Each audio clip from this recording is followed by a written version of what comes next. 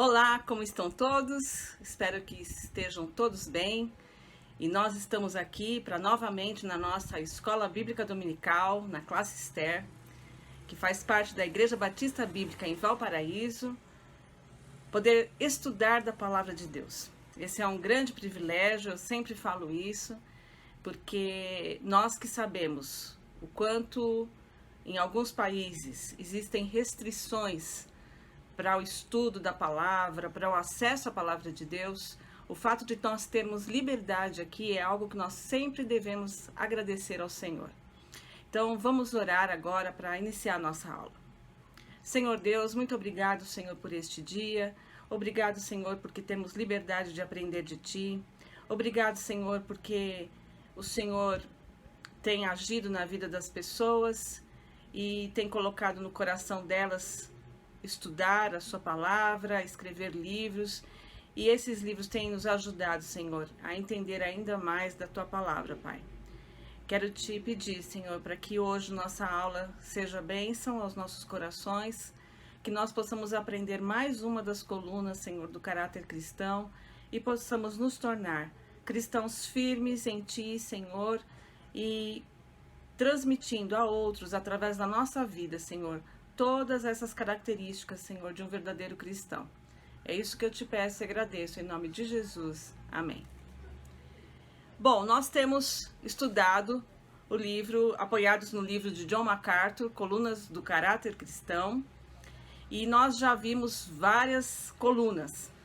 São elas: a fé, a obediência, a humildade, o amor, a unidade, o crescimento, o perdão, a alegria, a gratidão, a alta disciplina, e hoje nós vamos ver a adoração. A adoração é um tema bastante profundo. Muitos confundem com louvor, simplesmente cantar. Eu estou adorando porque eu estou cantando um hino, estou cantando um corinho. Mas a adoração é algo muito mais profundo do que isso. Muitas vezes nós estamos tão envolvidos com o serviço da igreja, por exemplo, que não estamos de fato adorando. Por quê? Nós, como Marta, estamos muito preocupados em organizar o culto, em fazer as coisas, né? Mas não sentamos efetivamente aos pés de Jesus e o adoramos. Muitas igrejas hoje se preocupam em fazer cultos, em celebrar cultos que atraiam os não cristãos. Cultos em que essas pessoas se sintam bem, que tenham a música que eles gostam, né? Que se fale coisas que eles gostam. Um culto voltado para o ser humano. E os verdadeiros adoradores não fazem isso. Na verdade, Paulo, ele falou em 1 Coríntios, capítulo 14, versículo 25. Os segredos do seu coração se tornarão manifestos, e assim, prostrando-se com o rosto em terra, adorará a Deus, afirmando que, de fato, Deus está entre vós. Essa é a verdadeira adoração. O não cristão, ele entra num culto em que os adoradores estão lá, em que estamos efetivamente aos pés do grande Deus adorando, e eles, movidos pelo espírito de adoração que existe naquele lugar, né, são atingidos. E não o contrário.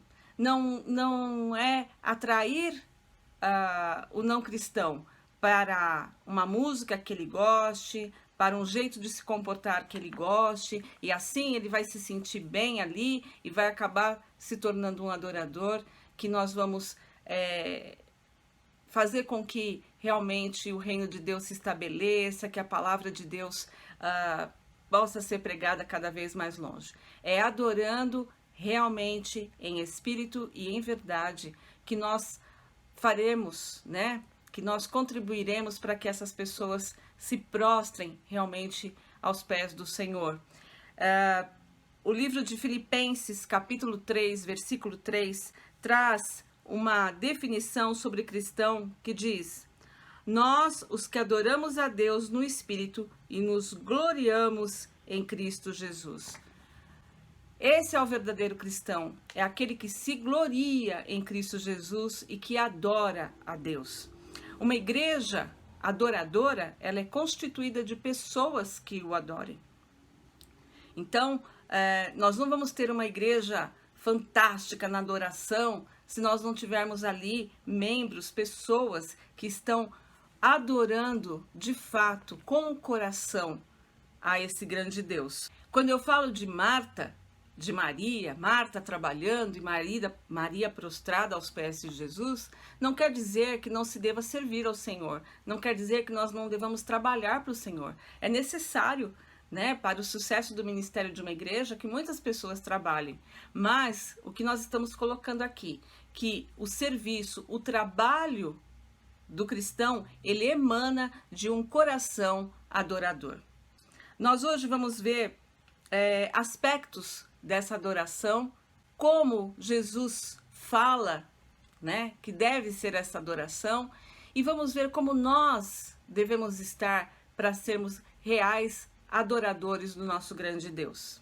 E qual é a definição realmente de adoração? Nós vamos abrir nossa Bíblia em João, capítulo 4, versículo 20 a 24, que é um excelente ponto de partida para uma discussão bíblica sobre adoração. Diz assim: nossos pais adoraram neste monte, e vós dizeis que Jerusalém é o lugar onde se deve adorar. Então Jesus lhe disse: mulher, crê em mim, a hora vem em que nem neste monte, nem em Jerusalém adorareis o Pai. Vós adorais o que não conheceis, nós adoramos o que conhecemos, porque a salvação vem dos judeus. Mas virá a hora, e de fato já chegou, em que os verdadeiros adoradores adorarão o Pai no Espírito e em verdade, porque são esses os adoradores que o Pai procura. Deus é Espírito, e é necessário que os que o adorem no Espírito e em verdade. Essa passagem relata a conversa de Jesus com a samaritana. Ele chega, pede água, né? Ela estranha como que um judeu podia estar pedindo água para uma samaritana. Ele fala da água viva, do fato dos maridos que ela já tinha, e ela conduz a conversa para um outro lugar, falando sobre a questão da adoração. E ela vai falar sobre a questão de que os judeus consideravam que só se adorava a Deus no templo de Jerusalém. E os samaritanos adoravam no monte que se chamava Gerizim, onde havia existido antes um templo deles e que tinha sido destruído, e eles continuavam adorando naquele espaço, né, onde havia existido o templo antigamente. Portanto, a conversa, né, se encaminhava para essa questão da adoração, e é isso o que Jesus vai nos mostrar nesses versículos que nós lemos. Adoração, no grego, é uma palavra que se diz proskune, que significa literalmente reverenciar beijando a mão e assim curvar-se perante, ou alguém prostrar-se diante de um ser superior. Então, a adoração, ela é definida como essa honra, né, que se presta a um ser superior.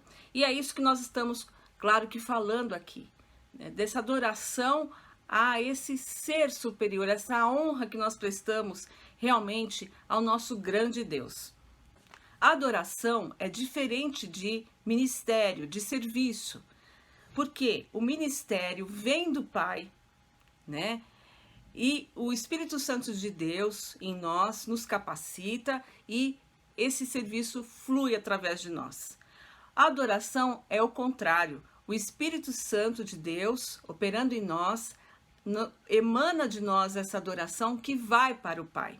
Então, o serviço, o ministério, ele vem do Pai para nós, mas a adoração vai de nós para o Pai. E isso é que faz a diferença. Então, quando estamos executando serviços ao Senhor, claro que nós estamos honrando o nome do Senhor, mas uma atitude real de adoração pressupõe essa consciência do Deus que nós temos, do tamanho do Deus que nós temos. E isso nos faz louvar e adorar a este Deus. O propósito de todo o trabalho, o serviço cristão, o ministério, é de incentivar a adoração. Quando nós ensinamos aqui a palavra de Deus numa escola dominical, ou o pastor está ensinando lá a Bíblia na igreja, né? Ele não está fazendo aquilo para que a gente simplesmente se torne grandes sabedores da Bíblia. Olha como eu sei os textos. Não, todo o ensino da palavra é para que a gente conheça mais ainda o Senhor e que, portanto, o adore melhor e mais. Qualquer serviço que se presta à igreja, naquilo que a gente trabalha, sempre é no sentido de promover a adoração a Deus. Porque nós fomos feitos para sermos adoradores do Senhor. Nós nos reunimos com outros crentes para um ministrar ao outro, para aprender e ensinar ao outro sobre esse grande Deus. Nós compartilhamos esse grande Deus e isso aumenta ainda mais a nossa adoração. Nós, então, nos reunimos, como igreja, para adorar ao Senhor, para aprender a palavra dele, para que dessa forma isso se transforme em adoração a Deus. É esse o nosso objetivo primeiro e último, A adoração, então, é dar a Deus a honra que lhe é devida. Ela nasce de um coração de gratidão. E essa gratidão pelo quê?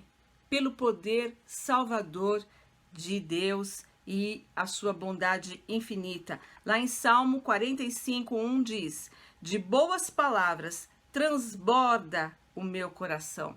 Aqui essa palavra transbordar é a mesma que seria usada para uma água que está fervendo e vai saindo assim da panela, É uma coisa muito grande, o meu coração transborda em louvor, em adoração, quando eu conheço a esse meu grande Deus, quando eu conheço as obras do Senhor. O livro de Salmos, por exemplo, se nós o analisarmos, nós vamos ver que ele exalta a natureza, que ele exalta as obras de Deus e propõe o louvor e a adoração. O livro de Salmos é todo feito para essa adoração, o cântico dos cânticos. E nós vamos ver também que Paulo, ele em Romanos, depois de falar sobre a questão da salvação e tudo, ele também vai explodir em louvor a Deus aqui em Romanos capítulo 11, versículos 33 a 36. Ele diz: ó profundidade da riqueza, da sabedoria e do conhecimento de Deus! Quão insondáveis são os seus juízos e quão inescrutáveis os seus caminhos! Pois quem conheceu a mente do Senhor? Quem se tornou seu conselheiro? Quem primeiro lhe deu alguma coisa para que seja recompensado? Porque todas as coisas são dele, por ele e para ele. A ele seja a glória eternamente. Amém. E ele vai concluir o livro de Romanos também com uma grande adoração. Ele conclui Romanos dizendo: ora, aquele que é poderoso para vos confirmar segundo o meu evangelho e a pregação de Jesus Cristo, conforme a revelação do ministério guardado em silêncio desde os tempos antigos, mas agora manifesto e dado a conhecer a todas as nações, por meio das escrituras proféticas, segundo o mandamento do Deus eterno, para conduzi-las à obediência da fé, ao único Deus sábio, seja dada glória para todos sempre, por meio de Jesus Cristo. Amém. Então, nós vemos que Jesus na sua conversa com a mulher samaritana, ele estabeleceu 3 grandes verdades sobre a questão da adoração, que são 3 princípios muito importantes para que nós também possamos entender mais sobre adoração e possamos adorar em espírito e em verdade. Então, ele falou 3 coisas. Ele falou sobre a fonte da adoração, o objeto da adoração e a natureza da adoração. Qual seria a fonte da adoração? Jesus respondeu essa pergunta quando ele disse para a mulher samaritana, no versículo 23, mas vem a hora, e já chegou, em que os verdadeiros adoradores adorarão o Pai em espírito e em verdade, porque são estes que o Pai procura para seus adoradores. Nós nos tornamos adoradores de Deus somente porque Deus nos buscou para isso. Nós, na nossa natureza pecaminosa, como pecadores, como está lá em Efésios capítulo 2, versículo 1, pecadores caídos, mortos em pecado, não tínhamos a menor condição de buscar a Deus. Mas Deus nos buscou. Em Lucas capítulo 19, versículo 10 diz, porque o Filho do Homem veio buscar e salvar o perdido. Então, nós como pecadores somos incapazes de buscar a Deus. É Ele quem nos busca e nos torna seus adoradores, né? Jesus declarou em João capítulo 6, versículo 44, ninguém pode vir a mim se o Pai que me enviou não o trouxer. O homem, ele está perdido e Deus é quem busca, quem o salva e quem o transforma em seu adorador. Então, a adoração, ela vem de Deus, né? Deus é a fonte total dessa adoração. E isso nós vemos claramente desde o princípio, no Antigo Testamento. O Antigo Testamento, ele estabelece várias coisas. O Antigo Testamento traz um plano redentor de Deus. E ele resume seus conteúdos nestes pontos.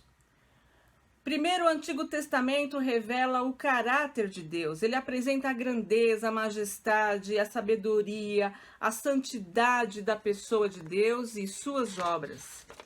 O Antigo Testamento declara bênção sobre aqueles que adoram a Deus e obedecem a Ele. O salmista escreveu em Salmo 112:1, aleluia, bem-aventurado o homem que teme ao Senhor e se compraz nos seus mandamentos. O Antigo Testamento pronuncia maldições sobre aqueles que desobedecem a Deus e deixam de adorar a Ele. Em Deuteronômio 18, 15 a 20, há uma lista de maldições prometidas a Israel pela sua desobediência. O Antigo Testamento, ele ensina a necessidade de um sacrifício final pelos pecados. Aquele que iria derrotar a Satanás, o pecado e a morte, ele foi prometido já em Gênesis 3,15. E nós vamos ver ao longo do Antigo Testamento sempre essa figura, né, de Cristo sendo anunciada. O Antigo Testamento ensina que o Messias um dia estabelecerá seu reino glorioso na terra.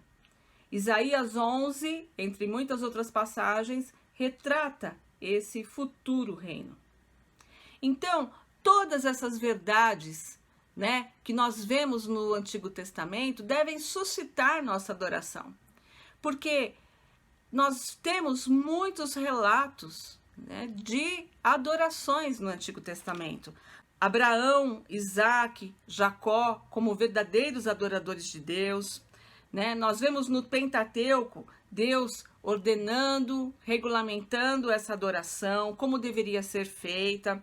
Nós temos 250 versículos em Levíticos que enfatizam a prioridade que Deus coloca nessa adoração. Então, é repleto o Antigo Testamento sobre a questão da adoração. Nós temos o livro inteiro de Salmos, né, que reúne ali os cânticos de adoração. Nós temos os profetas também falando sobre adoração e falando sobre a falsa adoração de Israel. Então nós vemos que o Antigo Testamento é todo ligado a essa questão da adoração, estabelecendo claramente o plano de Deus para que o homem fosse adorador dele. O Novo Testamento registra o plano redentor prefigurado no Antigo Testamento. E nós vamos ver que o objetivo final da salvação é a adoração do Senhor Jesus. Então, nós vemos que Jesus, ele foi adorado desde do nascimento, os anjos o adoraram, né? A cena do nascimento de Jesus é uma maravilhosa adoração. E que logo, agora no Natal, nós relembramos ela em detalhes, né? Mas nós vemos que Jesus, ele realmente veio para ser adorado, que o plano da salvação foi totalmente para isso. O livro do Apocalipse conclui o Novo Testamento oferecendo vários vislumbres da adoração que acontecerá no céu. Então, nós vemos que no passado do Antigo Testamento, no Novo Testamento e no futuro que Apocalipse já dá à luz, né, a adoração está presente. A adoração está sempre ali. Então, a fonte da adoração é realmente Deus, é o plano de Deus. Ele resgata os adoradores, ele transforma a vida das pessoas. O Espírito Santo de Deus é que opera em nós e nos torna verdadeiros adoradores. Qual é o objeto da adoração? Em sua conversa com a mulher samaritana, Jesus vai falar para ela de duas realidades. Que Deus deve ser adorado como Pai e Deus deve ser adorado como Espírito. Deus deve ser adorado como Espírito. Deus é Espírito. Ele não é um objeto real. Até mesmo Paulo vai falar para os filósofos pagãos de Atenas, lá em Atos capítulo 17, 29, que não devemos pensar que a divindade é semelhante ao ouro, à prata ou à pedra, trabalhados pela arte e imaginação do homem. Ninguém jamais viu a Deus. Deus já se mostrou como fogo, né? Deus já se mostrou de maneiras diferentes. Deus, na verdade, veio através de Jesus Cristo. Mas Deus, acima de tudo, ele é espírito, ele é imortal. E é assim que nós devemos adorar. Qualquer forma humana de transformar o nosso Deus numa coisa concreta, né? Como uma imagem ou como uma árvore, o rio é Deus, tudo isso não adora a Deus. Nós devemos adorar a Deus como Espírito. Para adorar devidamente a Deus, nós devemos adorá-lo como Espírito, dando louvor e honra a Ele pelos seus atributos invisíveis, como está escrito em Romanos capítulo 1, versículo 20. Quais são esses atributos invisíveis? Sua onipotência, sua onisciência, sua onipresença, sua imutabilidade, sua eternidade, seu amor, sua justiça, sua sabedoria, sua bondade, sua misericórdia, né? A sua graça, a sua justiça. Então, a santidade de Deus, todos esses atributos de Deus devem ser motivo da nossa adoração. Adorar a Deus, portanto, é exaltá-lo pelos seus poderosos atos na criação, na redenção, e reconhecer com gratidão o seu cuidado providencial para conosco, né? Eu tenho ficado maravilhada de ler, de estudar o fato do quanto que nós devemos ser gratos, o quanto que nós devemos adorar a Deus, não pelo que Ele nos faz, mas por quem Ele é, né? Por toda a sua grandeza, por todo o seu poder. Nós temos tantos motivos de adorar a Deus, independente da ação cotidiana. Às vezes nós falamos, eu vou agradecer a Deus, eu vou adorar a Deus porque eu tive salário este mês, ou porque eu recebi uma cura, ou porque... Sim, são atos grandiosos, mas nada comparáveis à grandiosidade do nosso Deus. Deus, por ser quem Ele é, já tem todos os motivos para que nós o adoremos. E Jesus também fala que Ele deve ser adorado como Pai. Deus era visto até então como o Pai Criador de todas as coisas. E Jesus traz uma proximidade a este Pai, não como o Pai que criou o universo apenas, mas como um Pai próximo, o meu Pai. E isso escandalizou muito as pessoas na época, né? Que Jesus se referisse a Deus de uma maneira tão próxima. Jesus disse que ele e o Pai eram um só. E isso os judeus na época não podiam conceber e não aceitavam. A divindade de Jesus. A verdadeira adoração reconhece a divindade de Jesus. Deus se tornando homem, né? E únicos no propósito, únicos. Deus, o Pai e Jesus Cristo. E eles são motivo da nossa adoração. Mas qual que é realmente a natureza da adoração? Jesus, ele mostra aqui nesse texto também o que John MacArthur chama de duas linhas, né, da adoração, que nós temos que tomar cuidado. Uma delas é a heresia entusiasta e a outra a ortodoxia estéril e sem vida. Os samaritanos, eles eram entusiastas, eles tinham esse fervor pela adoração, tanto que depois que o templo deles foi destruído, eles continuaram adorando naquele mesmo lugar e animados, e inclusive o autor aqui fala que até hoje os samaritanos vão ao Monte Gerizim para fazer essa adoração. No entanto, o que Jesus diz? Vós adorais o que não conheceis. Aqui em João 4:22. Por quê? Porque os samaritanos, eles conheciam e estudavam apenas o Pentateuco e não o restante do Antigo Testamento. Então, era uma adoração efusiva, mas sem conhecimento. Por outro lado, os judeus tinham essa ortodoxia estéril.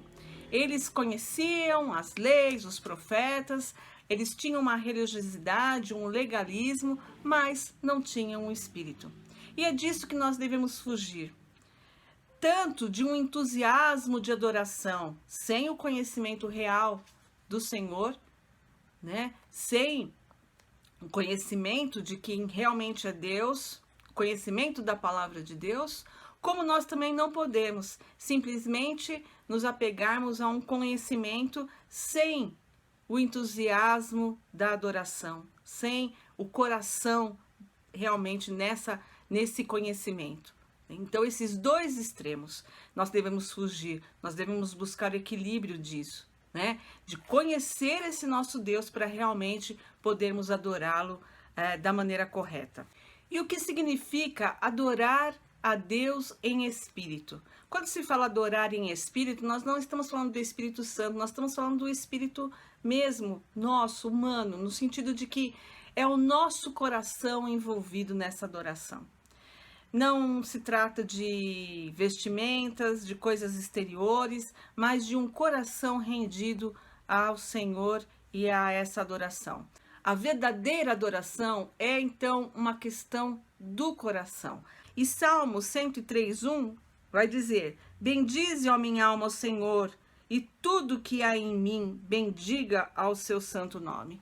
Então, todo o meu coração, toda a minha vida, né? Não só o exterior que demonstra essa adoração. Olha, eu estou adorando ao Senhor porque eu estou com as minhas mãos erguidas, né? O meu coração é que deve estar realmente prostrado nessa adoração. E aí, John MacArthur vai apresentar 4 requisitos desses adoradores, né? Então, ele vai dizer que para nós adorarmos a Deus em espírito, nós devemos estar espiritualmente vivos. Sem o Novo Testamento, ninguém pode adorar a Deus verdadeiramente, pois o homem natural não aceita as coisas do Espírito de Deus, porque lhes são loucuras, e não pode entendê-las, porque elas se discernem espiritualmente. Então, alguém que não é nascido de novo não tem condição de adorar a Deus. Nós precisamos ser nascidos de novo para compreender as verdades de Deus e aí sim adorá-lo. Um outro requisito é que seu coração deve estar focado em Deus. Isso envolve a contemplação de Deus em todo o tempo, sendo capaz de dizer como Davi: o Senhor, tenho sempre a minha presença. Salmo 16, 8. Estabelecer a verdade de Deus no seu coração desperta então o seu espírito para essa adoração. E como é que a gente faz isso, né? A gente vai conseguir despertar o nosso coração lendo a Bíblia, meditando na palavra de Deus, porque isso vai alimentar a nossa adoração. A meditação na palavra de Deus vai fazer você ter o seu coração focado no Senhor.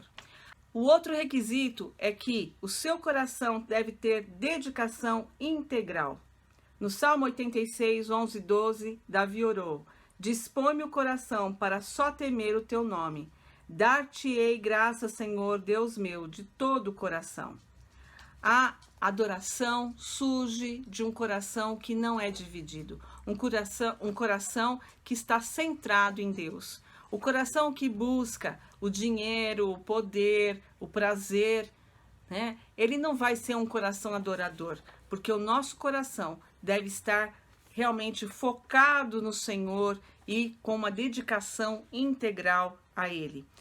E o outro requisito é que você deve ser controlado pelo Espírito. Filipenses 3:3 define os verdadeiros adoradores como aqueles que adoram a Deus no Espírito. O Espírito Santo de Deus deve energizar nossa adoração, né? Para que ela seja aceitável. E para que ele faça isso, nós devemos ser pessoas controladas pelo Espírito Santo de Deus. A adoração, ela vem, então, não só em formas de cânticos, mas ela vem em palavras, em atitudes. Os frutos do Espírito estando presentes na nossa vida, a ação do Espírito Santo de Deus, isso nos torna verdadeiros adoradores. Alguém totalmente focalizado em si mesmo não será um adorador. O Espírito Santo, quando ele nos controla, o nosso ego, né, deixa de nos controlar. E aí nós vamos realmente poder adorar a Deus e não a nós mesmos. Nós vimos até agora o que significa adorar em espírito, adorar de coração. E o que significa adorar em verdade? Porque nós estamos falando que nós devemos ser adoradores que adorem em espírito e em verdade. O que é adorar em verdade? A adoração deve ser uma resposta ao que é verdadeiro sobre Deus. Nós lemos em João 17:17, santifica-os na verdade, a tua palavra é a verdade. Salmo 47:7 diz, cantai louvores com entendimento. Deus não é honrado quando nós o concebemos de uma maneira diferente do que ele é. Então, para que nós possamos adorar em verdade, nós precisamos conhecer esse verdadeiro Deus. Nós devemos conhecer a soberania de Deus, por exemplo, para que nós possamos adorá-lo por esse controle geral que ele tem sobre todas as coisas. Se nós não conhecemos a esse Deus, como é que nós podemos adorá-lo?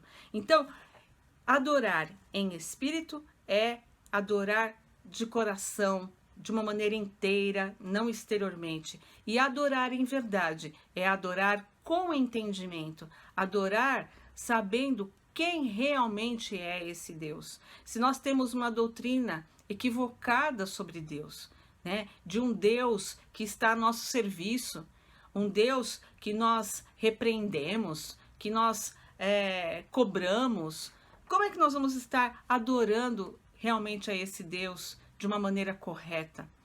Então nós devemos saber quem é o nosso Deus, nós devemos nos aplicar ao estudo da palavra, buscar entender, né, a profundidade desse nosso Deus. Quanto mais nós aprendemos de Deus, mais nós percebemos que temos a aprender, mais nós vemos que ainda não entendemos o tamanho desse Deus.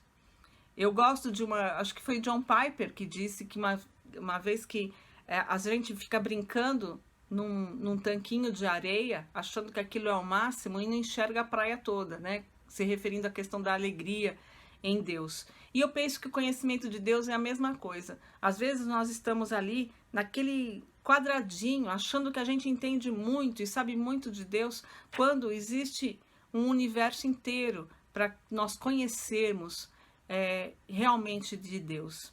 E é tão maravilhoso quando Deus se revela a nós, quando nós vivemos situações na nossa vida em que Deus diz, olha, eu sou assim, né? E você vai conhecendo também pela ação de Deus na sua vida.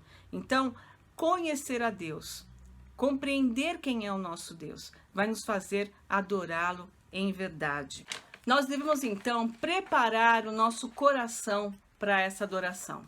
E Hebreus, capítulo 10, versículo 22, nos traz uma lista de algumas perguntas que nós podemos fazer para ver se realmente nós estamos com o nosso coração, que nós estamos preparados para essa verdadeira adoração. Diz assim, aproximemo-nos com o coração sincero, com a plena certeza da fé, com o coração purificado da má consciência e tendo o corpo lavado com água limpa. Veja bem, nós temos aí algumas perguntinhas que nós podemos fazer. A primeira delas é, eu estou sendo sincero? Eu sou sincero? Aí diz que nós devemos nos aproximar com sincero coração, né? Então, nós temos que pedir ao Senhor que nos ajude a examinar o nosso coração e ver se realmente nós estamos sendo sinceros na nossa adoração. A outra pergunta é, eu estou vindo por fé? Aí está dizendo, o versículo diz que nós devemos nos aproximar em plena certeza de fé. Isto é, será que nós estamos realmente conscientes e acreditando, né, nesse poder do sacrifício de Deus sobre os nossos pecados? Então, eu tenho plena consciência de que sou filho de Deus resgatado pelo sacrifício de Jesus? Eu estou vindo em plena certeza de fé? A outra pergunta que eu tenho que fazer é, será que eu sou humilde? Nós devemos ter o coração purificado da má consciência. Quando eu me aproximo para adorar, eu tenho que ter humildade. Sair dessa má consciência, de acreditar que eu sou superior ou que eu mereço algo. Eu estou adorando a um ser superior. Então, eu tenho essa humildade para me prostrar realmente diante do Senhor? E a última pergunta, eu sou puro? O escritor de Hebreus escreve para nós termos lavado o corpo com água pura. Então, quando eu venho para adorar ao Senhor, eu tenho que vir com esse coração puro. E como é que eu consigo isso, né? Confessando todos os meus pecados ao Senhor, me livrando de toda a culpa, porque tudo isso já foi pago na cruz pelo nosso Senhor Jesus. Então, nós precisamos nos examinar. Quando nós vamos prestar um culto de louvor e adoração a Deus, é algo sério. Não é só sentar num banco ou, como nós temos feito hoje em dia, né? Muitos de nós sentados aí na frente da televisão, assistindo, não assistindo, mas prestando culto junto com os irmãos que estão lá presencialmente. Mas eu tenho que estar plenamente nessa adoração, olhando, pedindo ao Senhor que através do seu Espírito me examine e eu possa reconhecer se eu estou sendo sincero, se eu estou sendo humilde, se eu estou chegando com fé e realmente purificado para uma verdadeira adoração a Deus. Precisamos conhecer o nosso Deus, precisamos adorá-lo, porque foi para isso que ele nos resgatou, para que nós sejamos adoradores verdadeiros do Senhor. Temos muitos motivos para adorar a Deus, por tudo que Deus é, e que nós possamos, não na próxima semana, né, mas possamos pelo tempo da nossa vida aqui na terra e continuando no céu, prestarmos sempre adoração ao Senhor, porque esse é o propósito da nossa vida. Amém? Uma ótima semana a todos, que Deus nos abençoe.